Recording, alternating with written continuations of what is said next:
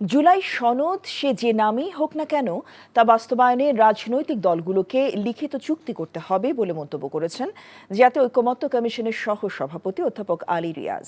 সংবিধান সংশোধন প্রস্তাবনা নিয়ে আয়োজিত আলোচনা অনুষ্ঠানে তিনি এমন মন্তব্য করেন।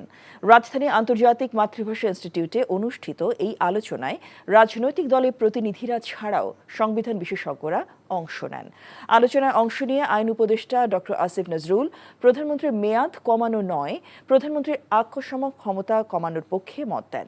আর বিএনপি স্থায়ী কমিটির সদস্য সালাউদ্দিন আহমেদ নতুন করে সংবিধান প্রণয়নের সাথে দ্বিমত পোষণ করে প্রয়োজনীয় সংশোধন করার উপর গুরুত্ব আরোপ করেন। শুধুমাত্র 2 মেয়াদ সলিউশন না, সবচেয়ে ইম্পর্টেন্ট একটা জিনিস, প্রধানমন্ত্রী ক্ষমতাটা কমায় দেন। ভারতে বলে যে রাষ্ট্রপতি ক্যাবিনেটের সিদ্ধান্ত অনুযায়ী, ক্যাবিনেটের পরামর্শ অনুযায়ী সিদ্ধান্ত নেবে, আর আমাদের এখানে রাষ্ট্রপতি প্রধানমন্ত্রী ক্ষমতা অনুযায়ী সিদ্ধান্ত নেবে।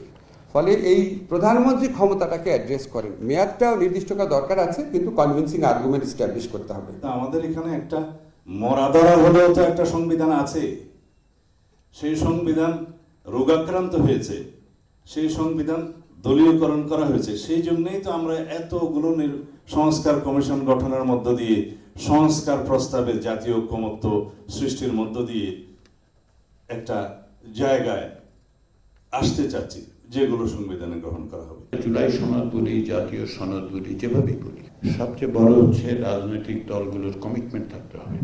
কমিটমেন্টটা বাইন্ডিং হতে হবে। নন বাইন্ডিং কমিটমেন্টের ব্যাপারে জনগণের আস্থা নেই।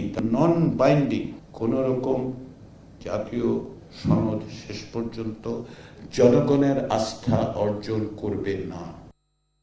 বান্ডেল থাকলে প্রতি সেনমানিতে টাকা বাঁচবে।